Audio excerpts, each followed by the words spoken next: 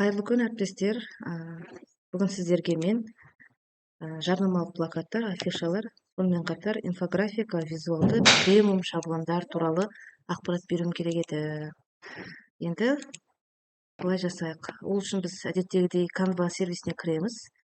Canva сервисінде мына шаблоны деген жерге барасыздар да, міне плакаты деген тұр, афиша деген тұр.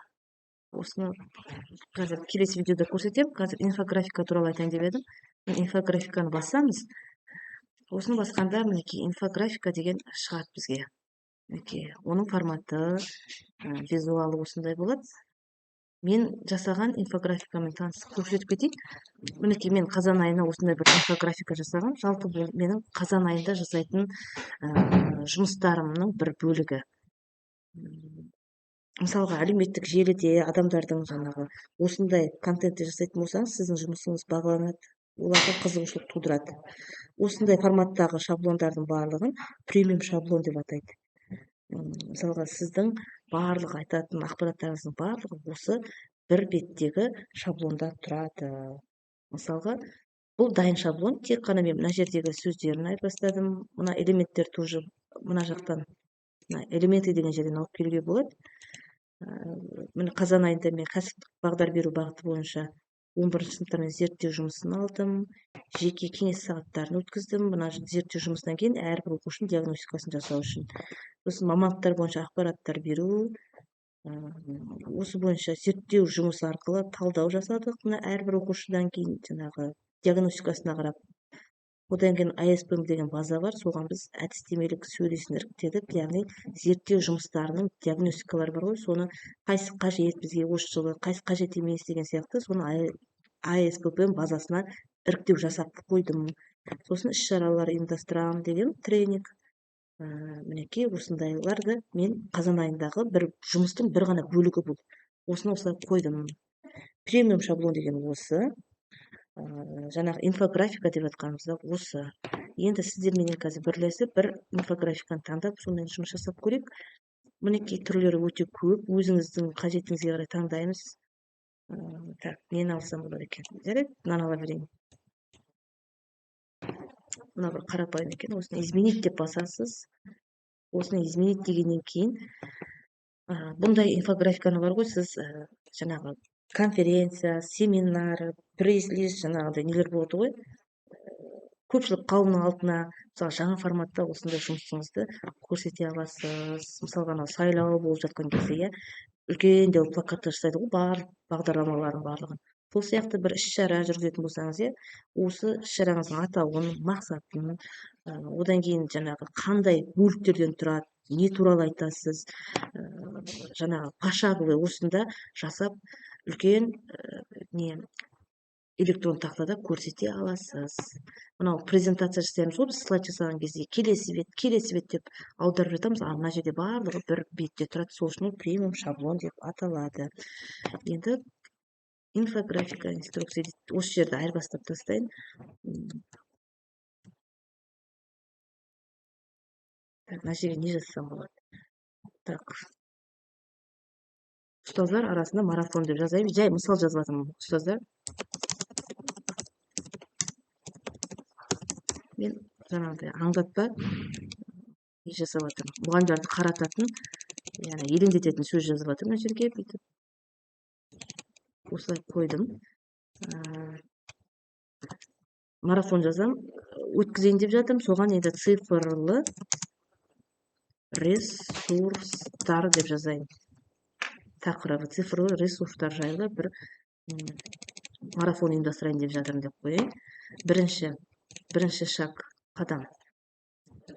Тіркелу. Осы тіркелу деймді, ол үшін не істеу керек? Сауалнаманы сауалнама толтыру. Тіркелу үшін маған хабарласады ғой, сосын сауалнама толтырады. Одан кейін екінші шаг, тіркелгеннен кейін арнайы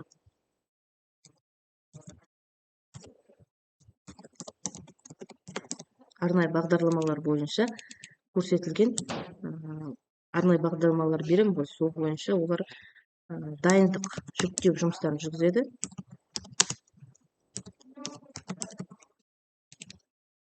Одан кейін үшінші не істейміз? Топтық кездесу. Осы мына программаның бәрін орнатқаннан кейін мен топтық кездесу ұйымдастырамын, түсіндіремін, жалпы қалай жүретінін, шартын бәрін. Одан кейін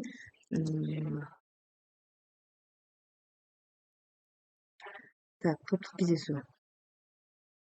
Түсіндірме жұмыстары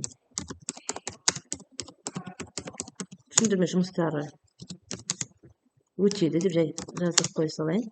Енді мына шрифттары көрінбей жатса, былай кішкене үлкейтіп жүру керек. Одан кейін не нәрсе бар? Төртінші.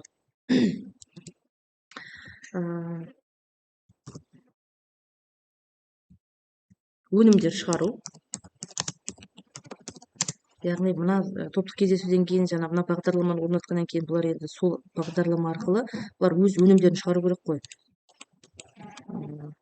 Өнімдер шығарғаннан кейін мен бұларды бағалаймын.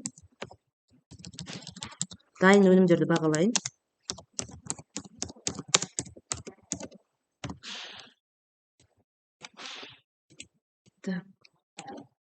Үлкейтіп жүрейін сәл кішкене. Дайын өнімдерді бағалаймын да, сосын ең соңында бұл жерге қорытынды деп қояйын. Қорытынды. Марафонда енді мен жаңа шартын айтамын ғой, ең үздік осындай не жасағандар, белсенді болғандарды марапаттаймын деген сияқты. Соның ішіне сондай тәртіпті, сондай бағыттардың бәрін орындаған ұстаздарды марапаттау және жаңағыдай бонустар беру деген сияқты. Бұл программаның соңындағы шарттарын айтамын. Белсенді ұстаздарды марапаттау.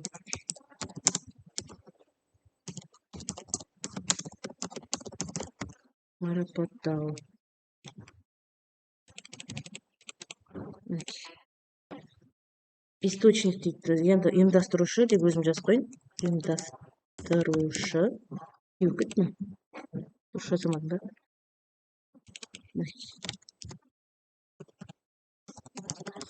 Ұйымдастырушы деп өзім жазып, бір жерге Мадина Қоңырбековна деп жазып қойын. Бұны да жазу көп, кішкентай болып кетті, сондықтан бүйтіп алып үлкейтіп жіберсек болады. Мынаны да бүйтіп мінекей осылай алып, былай жүріне алып сәл үлкейтіп жүрейін. Мінекей менің премиум шаблоным дайын тұр. Мен бұны Фейсбукқа, әлеуметтік желіге, сториске бүкіл жан-жақтың бәріне сала беремін. WhatsAppқа да салмауға болады. Мінекей осындай инфографикалық визуалды шаблон дайын болды. Сіздерді тура осылай жасап көріңіздер. Мен қазір бөлісем сіздерменен. Міне у кого есть ссылка дейді. Мен просмотр жасауға қазір мені копировать етіп алдым. Сіздермен бөлісетін боламын. Енді бұны сақтау үшін қалай істейміз? Поделиться. Сілтемемен бөлісетін болсаңыз осылай жасайсыздар ғой. У кого есть ссылка басасыз. Мына жерден просмотр таңдайсыз, копировать деп басасыз, сілтемемен жібересіз. Егер де бұны басқаша сақтайтын болсаңыз, онда поделиться басамыз, скачать басамыз. Мына жерде ол бізге сурет арқылы кету керек. JPEG-ті таңдаймыз. Сосын мына жерде выберите страницу ғой, соның стрелка төмен басып жібереміз да. Нешінші страница керек? Бізге бірінші страницасы ғана қажет. Сол үшін осыны готов ғана басып жібереміз. Мінекей біздің шаблондар дайын. Осылай жасайсыздар. Қазір көрсетейін. Мінекей менің шаблоным дайын болып тұр. Осылай жасаңыздар. Рахмет назарларыңызға.